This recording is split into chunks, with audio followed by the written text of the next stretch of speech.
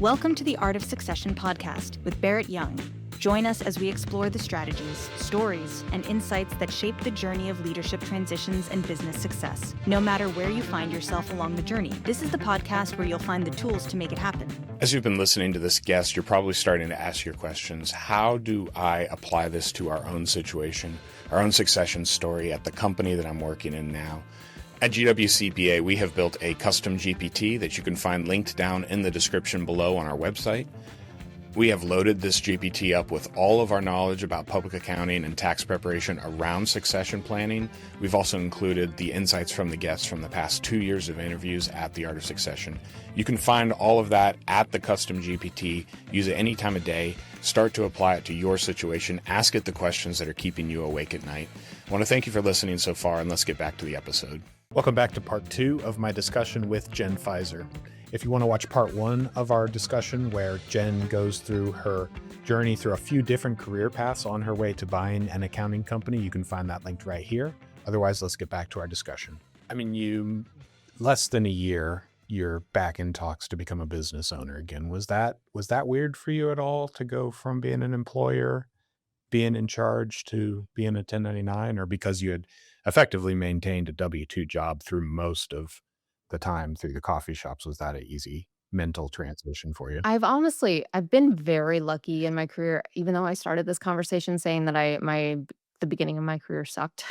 But for the last, 10, 12 years, really, I've worked for small businesses where I feel like my role and my thoughts and opinions matter in the business and in the success of the business. So I've kind of like always been very fluid in like that owner and employee feeling. So it's just been that's one of the benefit I feel like one of the benefits of having worked for small businesses is just like even when you're not an owner, you feel like an owner because you have that sort of pride or work ethic, Contribution. yeah, Yeah. that is contributing to the success of the business.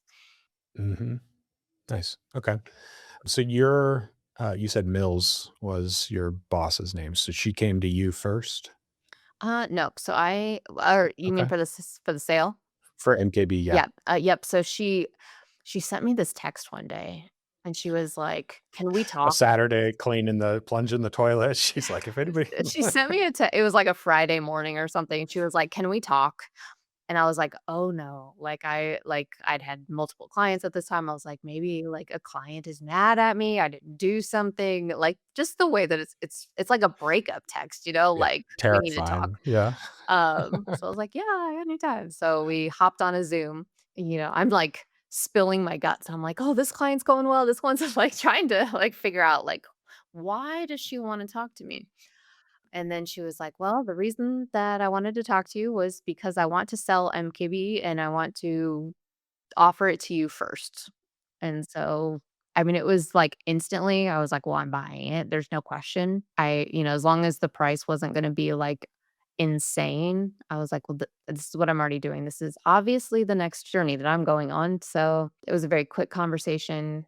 I gave it about a week before I told her yes, just because I thought she might actually regret offering it because not that I didn't trust her opinion, it just seemed like it came out of nowhere. So I was just like, I'm going to give her a second and make sure that this is what she actually wants. But she was pretty Sucky locked in. client call she got off of and was ready to throw in the towel. See, yeah, gave her a weekend to recover. Yeah. So the following week, we had the conversation. She told me what she wanted. We negotiated some terms. I think we had everything lined out in like a week or two. Um, yeah. So it was also pretty fast as far as like getting everything lined out. That was in March. And then we did a June 1st purchase date. So we also had about a 2-month kind of turnover period, I want to say, where we were just working through the details, making sure that she had everything because it's a very client-based thing. Like with a coffee shop, you're not having to I mean, you're telling employees and things like that, but for the most part, the business is running regardless of who's owning it, right? Right. Yeah. But with this, it was much more like we have to notify all of our clients and like make a whole transition as far as the business was originally named Mills Knows Bills. And so I was like, well, Mills is not going to be here anymore, so we can't call it that.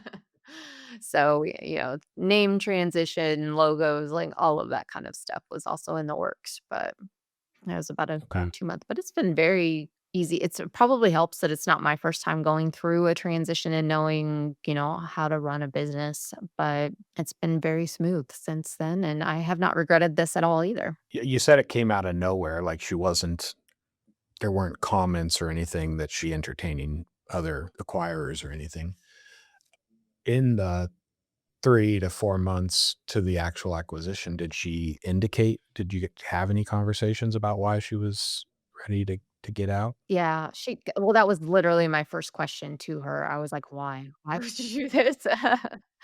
And her and I we'd met in a, like, mastermind kind of group. So we had before I even started working with her, we were on weekly calls with each other about, like, growing our businesses, and we had a whole group that was meeting, but so we knew each other pretty well at this point. And the reason that she gave is not something anybody could ever argue with, because she's got some little kids and they wanna have more. She's currently about to have their 3rd, and she just wants to be at home with her kids, and she didn't wanna have to focus on, like, growing a business while also raising, 3, 4, however many kids they wanna have. And I was like, "Well, you can't argue with that." And also, it's not one of those things that's like they're probably gonna regret that decision either. So, it was easy to understand where she was coming from. You said your decision was immediately yes. I mean, you're working alongside her, you've got your own clients. Were there any, like, other than what's the price?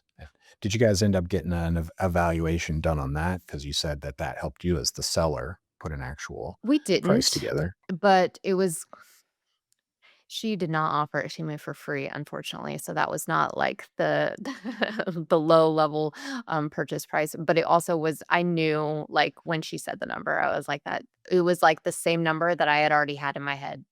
I was like, "That's what I would be willing to pay for it." So when she said it, that's part of the just immediate yes, because I knew it wasn't an outlandish number, and as you may do, I don't know how often you look at I look at business listings all the time. So I try not to, it makes the employees nervous, but just for funsies. I knew it was you below saw market what value. multiples looked like. Yes, You and, I knew it was beneficial to both of us. She was offering, a down payment plus seller financing, so I didn't have to go out and get any, like, sort of loan or anything like that, and so it just made sense. It was such an easy yes that I couldn't think of a reason to say no to it. Gotcha. Any other concerns or any other hangups that needed to be resolved before moving forward? Was there gonna be an earn-out or anything like that, or she was ready to be done as soon as the papers were signed? Yep, she was done. So June 1st when we started, like, I mean, we the transition of me into the CEO role, we started basically immediately making sure that, like, I was becoming the face of the business, and then transitioning her out. And then on June 1st, I mean, she just kind of walked away. So I took over the clients that she did have. I was already handling the majority of the clients. We made sure to hire another CFO in that transition period so that I could bring somebody on like, I knew I was gonna be already at capacity. So, brought in another CFO, so got him kind of trained and ready to go so that new clients would have a place to go.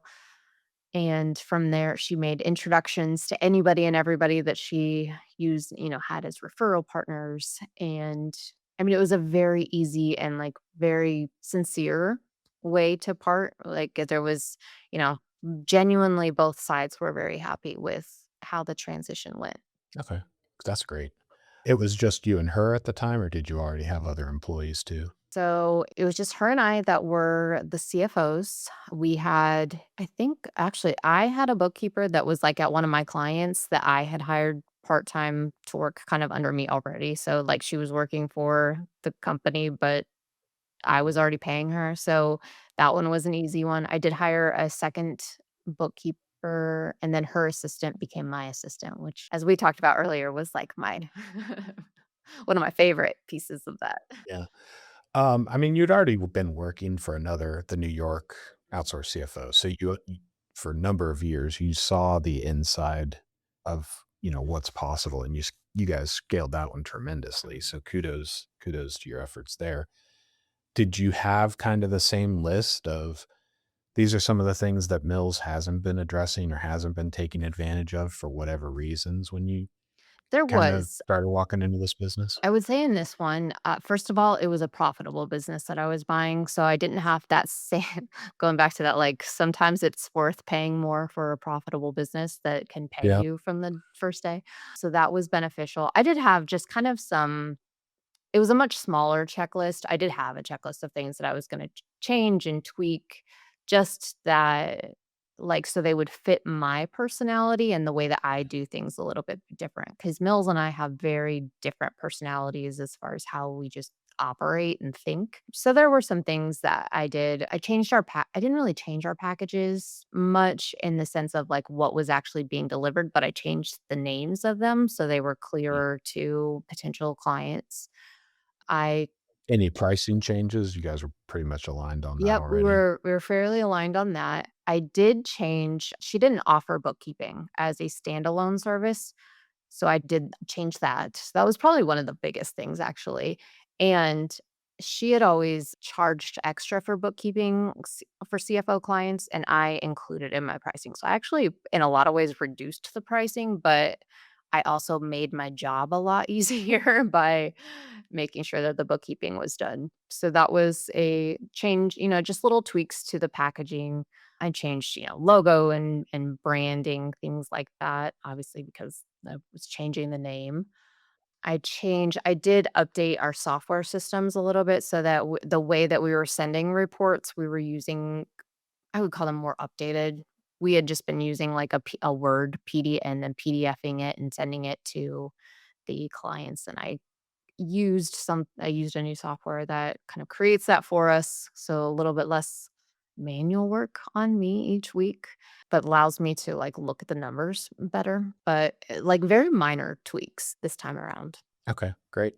It's been less than a year, even as this is released. Lessons learned or something that you didn't expect moving from being a contractor in this business to being the owner of it? Mhm. There are days when I feel incredibly stupid. And and I Same. So you're not alone in that. Okay. How so, though? Uh, just days where I'm like, I am questioning, I told you earlier, I believe I can run any business pretty much now, or I can learn to run any business. But I think there's like the humble side of that too, where you are going to get smacked in the face sometimes. And you're like, no, I don't know anything. I don't know why anybody trusts me to do anything. Like it's an emotional roller coaster. But I think one of my biggest strengths is that I have a very short memory. And so, like, what happened yesterday has no effect on my today.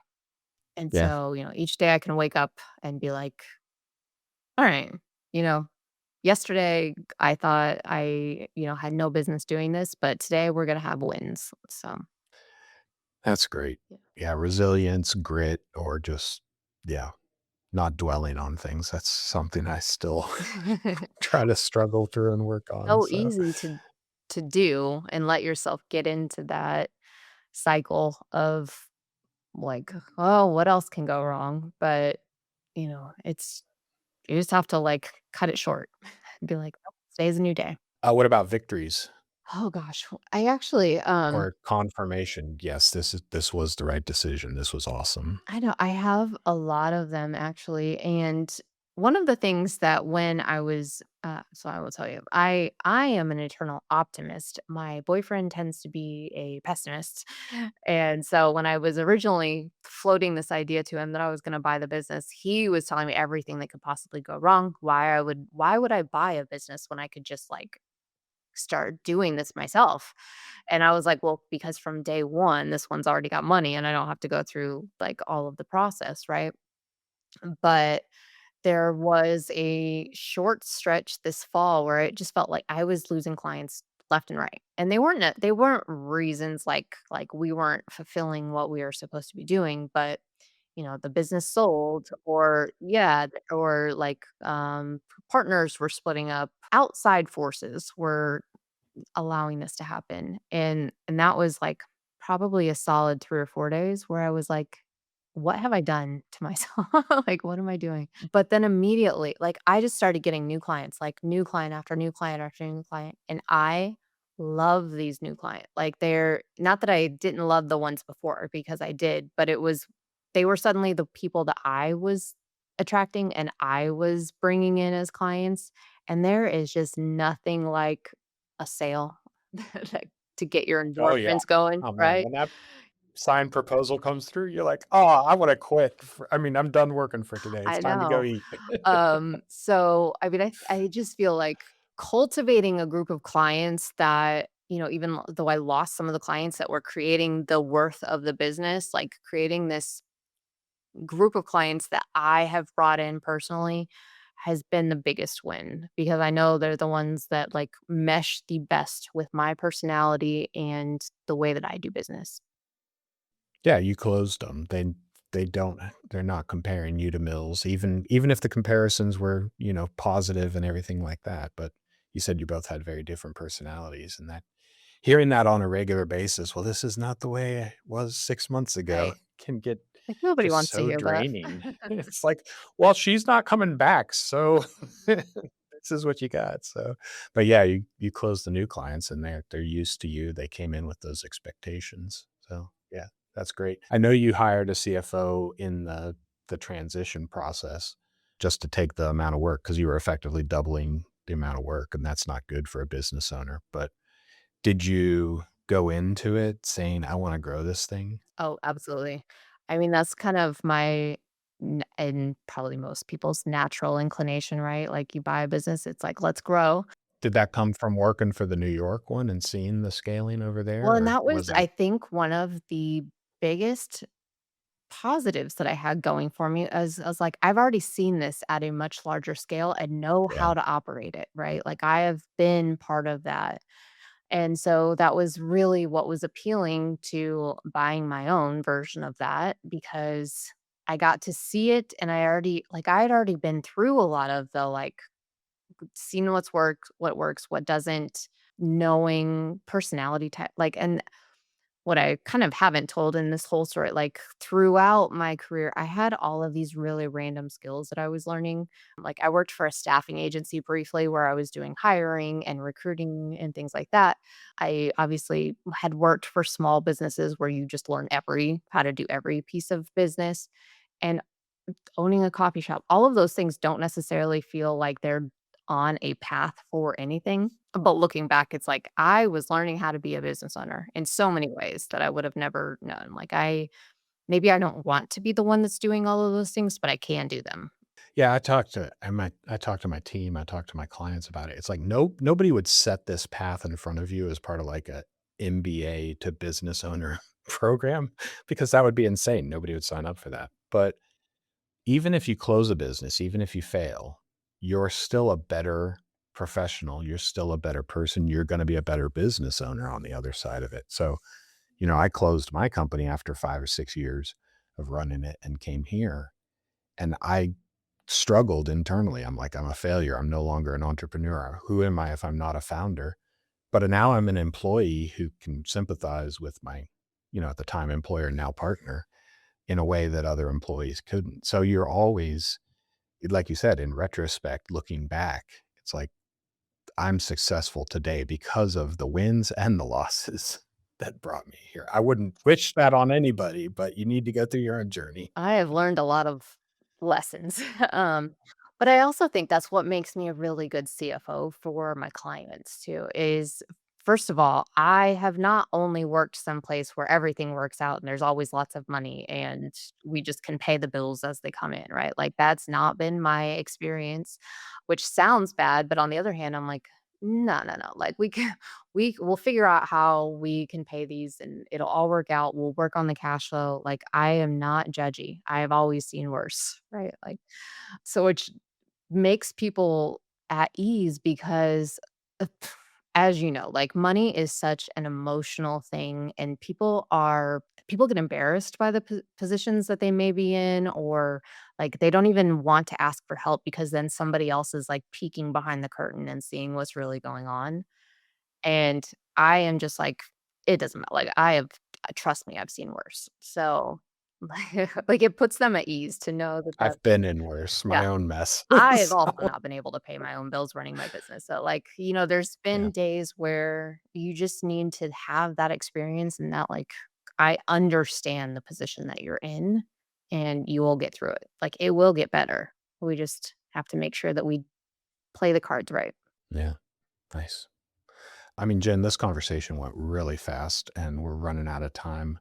Before we move on to the lightning round, was there anything that you wanted to add or anything that I didn't? I do have one more question just about what the future holds for you guys, but was there anything else that you wanted to add to the conversation before we move forward? I mean, I think that just in general, like, as we've talked, like, obviously, I have a very professional sounding job and career now, but it's like it's such a crazy path to get there that I am constantly just telling people, like, go for it, right? Like, and don't even it doesn't even matter what it is that don't feel like you have to have all of the experience in the world before you jump.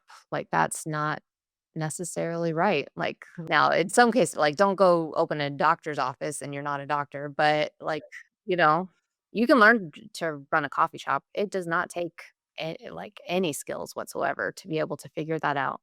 Maybe skills. It does take some skills, but, like, it's not something that's unattainable. So just pick something and go do it. Yeah. And you can always redirect. Yeah, I mean, it's the saying entrepreneurs are the ones foolish enough to jump off the cliff and assemble a parachute on the way Exactly. down, right? You will It's like figure it out.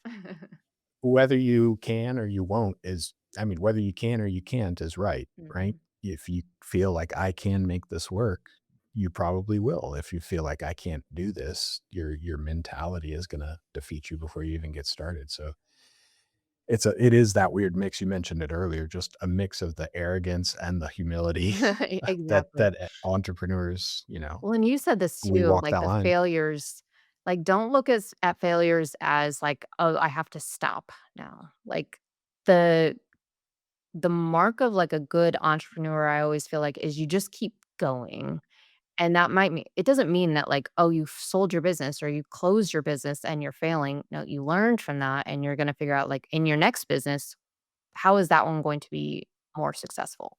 Or how are you going to change whatever you did wrong in that first time, fix it for that second one? So, and on and on and on, because it will go forever. Don't make the same dumb mistakes. Let's go out and find new dumb mistakes to Exactly. make. Yes. Bigger one. Yeah, I always say entrepreneurship is the pursuit of better problems. Like I don't want to be doing first year problems anymore. I want to be Exactly. doing Yeah. 10th year Move on. problems. So, nice. So what does the future hold for MKB? You're coming up on a year of ownership, like eternal optimist. What's that looking like for Yeah. you? Well, we're in the beginning of the year, so it was like when I was working on my goals for this year, I actually had this moment of like, oh, these are boring. But I actually think that's good, right? Like, I set good goals when I bought the business. And really I'm just like, I'm just going to stay on the same tracks. There's no reason that I need to completely change what I'm doing. We're just going to continue to grow at a stable pace and make the little changes that we need to as things come up. But, ultimately, I'm looking at like, I'd love to work like 15 more years. Who knows? I will say that I will retire, but who knows if that'll happen. But, that's kind of my trajectory. I was like, I've got 15 years to make this the best business that I possibly can. And then we'll see what happens from there. Yeah. Awesome. Yeah, I'm looking at about the same timeline myself, and I'm just like, I've halfway through my career. What do I want to do with the second half now that I'm not in chaos mode, panic mode, all the Yeah. not knowing what I'm doing kind of thing, searching for new problems. What are the new problems of a business owner that I'm excited for? So There's actually awesome. some fun in not having chaos in your life. So, like, Yeah, chaos is bad. mhm. Problem solving is fun. Exactly. And that's you don't want no chaos. You don't want boredom, but we don't need to introduce chaos just to solve problems. There are plenty of problems that are gonna come along without you blowing everything up yourself. So Yeah. Okay. Awesome. Anything else, Jen, before we jump into the lightning round? I've really appreciated this conversation and your journey. Anything you want to add? Yeah. I just confidence, hope, go get it. Awesome. All right. So let's get into the lightning round now. So first question for you, coffee or tea, and how do you like it prepared? Well, coffee, obviously. I am very boring though in the way that I drink coffee. If I'm ordering it from a coffee shop, it's a mocha, a hot mocha. Okay. And if I'm making it at home, it's just coffee with creamer. Okay. Gotcha. Pie or cake, and do you have a favorite kind? I'm gonna say cake. I do like both. I like yellow cake with chocolate frosting, oddly enough. Okay. All right. Do you have a favorite holiday and why? I'm not a big holiday person, but honestly, I feel like New Year's is probably a good like it's just that fun, fresh start. Like you Is it have the goal all setting of the aspect for you? yes, it's A like you blank have so canvas? much that's like, yes, I can accomplish all of this. It's like such a great feeling kind of day. Yeah. Nice. I like it. Do you consider yourself a morning or a night person, and do you have a favorite routine? I am an afternoon kind of person. So what's that mean? I do not get up in the morning, raring to go. I take some coffee first, and then I usually am in bed by like 9, 10 o'clock. So I've got a really solid middle of the day that I enjoy. I've learned over the years, don't schedule early morning meetings. Like, give me some time to warm up. I am a morning person. I love mornings, but I don't want to talk to people. Yeah, I like That's mornings my quiet by time. myself. Yeah. And I'm not ready to jump into work right away. I gotta warm up into it. And yeah, I get it. Maybe I need to put that as a third option. I might be an afternoon person because my kids know I can't stay up past 9. So you shared a couple of them, but just one opportunity here. What is a common belief among entrepreneurs that you would want to challenge? Get help before you need it. And I see this, you've probably seen this as a lot too, like working in people's finances, like if you it's gonna be very specific here, but if you wait until you are desperate, we can't do a lot to help you in the moment, right? Like it's gonna be a long transition. I usually get people that are like, I can't make payroll in 2 days. How do I fix this? Or, my book, it's January 10th and my books are a mess from last year. Or I didn't prepare for my taxes. All of these things. So like get the help before you realize you need it. Yeah, because it's going to take you twice as long to dig out of the pit that you keep Mhm. digging, right? Exactly. Yeah. So, what is one thing that you would want your successor, maybe at MKB or just in general, to remember you for? I love being like people's favorite boss or people's favorite whatever. So like the employees that I do have, like I give them full autonomy as long as they're doing their job. I don't care when they're doing it, where they're doing it, whatever.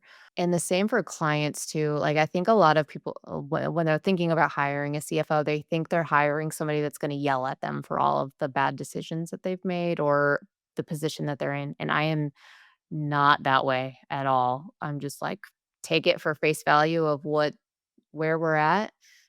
And if you tell me that you want to do $5 million in year one and you have no structures in place, I'm not going to tell you that's a stupid idea. It may be, but they're like, all right, let's figure out how to do that. So like just positive vibes. Yeah, I like it. Where are you finding creativity right now? One of the really fun aspects of working with several clients is that it's like I get to help run a lot of businesses, right? Like, and so entrepreneurs are some of my favorite people, obviously.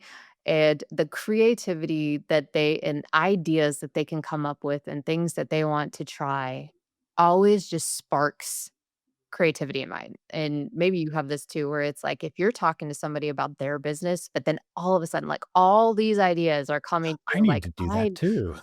yes, like there's so many things. So Yeah. really just conversations with other people sparks creativity for me. Nice. Yep. I love those conversations. I do not love the why is office supplies so high? Like, Right. It's like, can we move past that into like where do you want to take this company? Yes. What would expansion look like? How would you, How do we all the make fun you more money questions. where you get to keep more money? Yeah, Those kind of conversations. where, an office supplies going up $4,000 is not like so crippling anymore. Like, let's focus on the top line here. Yeah, I love it. It's a different kind of draining, but it's the, energizing kind of draining too, those conversations. So, yep. Awesome. What do you have coming up in the next year that's got you really excited? Well, much like my New Year's resolutions here, I don't have anything that's like a new and exciting thing. Really, my focus this year is just keep plugging away what I'm already doing, which I'm looking at as a very exciting task adventure ahead of me.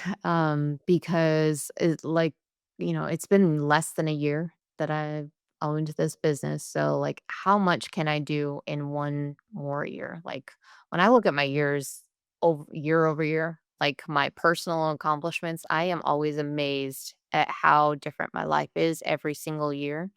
And so part of that is like I have this map of my life and what I want to achieve already created in my brain and written down on paper. But it's always surprising to me like how far I get along that journey without realizing it. So as far as just is there anything like on my calendar or workshops or anything like that?